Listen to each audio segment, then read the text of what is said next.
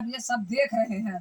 तब जाके बाबा साहब आते हैं घर पे और बाबा साहब माता रमाबाई से कहते हैं कि रामू मुझे माफ कर देना।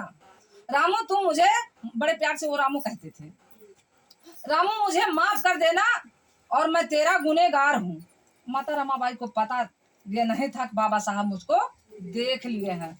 तब वो जब कहते हैं कि रामू मुझे माफ कर देना, तब माता रमाबाई कहती हैं साहब मुझे आपसे कोई शिकायत नहीं है, मुझे आपसे कोई शिकायत नहीं है साहब, आप ऐसा क्यों कह रहे हैं, मुझे कोई शिकायत है ये नहीं है। तब बाबा साहब कहते हैं नहीं रामू, मैं अपने 7 करोड़ अछूत बच्चों का मुक्ति दाता बनने जा रहा हूँ और अपने को बाप पिता कहलाता हूँ, लेकिन मैं अपने रामू के लिए एक साड़ी का इंतजाम नहीं कर पा रहा हूँ, मुझे माफ कर देना रामू और मैं आपका इसलिए गुनहगार हूँ। तब माता रमाबाई उनसे कहती हैं कि नहीं साहब, मुझे नई साड़ी नहीं चाहिए, मुझे नई साड़ी साहब नहीं चाहिए, ये शिकायत मेरी आपसे नहीं है, मुझे जो है आपसे एक वचन चाहिए कि जो 7 करोड़ अछूत बच्चों का आपने पीड़ा उठाया है, आपने संकल्प लिया है, इनको मुक्तिदाता बनाने इनको जो है इसे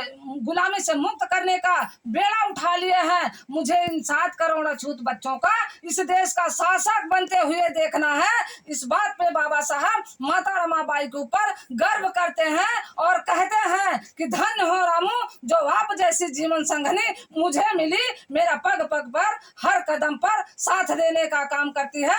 तब बाबा साहब जो है माता रमाबाई के ऊपर गर्व करते हैं और जा करके बाबा साहब लंदन के अंदर दहाड़ते हैं और कहते हैं वहाँ हिंदू नेताओं को, अंग्रेजों को दहाड़ते हुए बाबा साहब कहते हैं कि मैं यहाँ आया हूँ अपने समाज को देश का शासक बनाने के लिए और भीख मांगने नहीं आया हूँ। इसलिए बाबा साहब कहते हैं 2 लाइन बोल करके मैं अपनी बाणी को विराम दूंगी क्योंकि मुझे डांट मिल रहा है।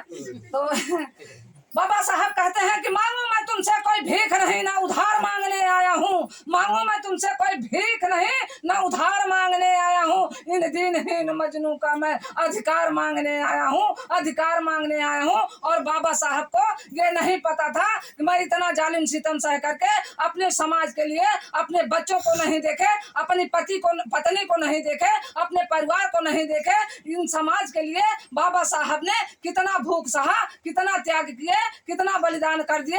उनके 4 बच्चे बिना कफन के दफन हो गए, क्या आप लोग कभी सोचती हैं? लेकिन बाबा साहब को नहीं पता था हमारे जाने के बाद ये हमारा समाज नमक हराम निकलेगा। नमक हराम है आप सबके नहीं? जब उनकी चर्चा नहीं करती तो नमक हराम है?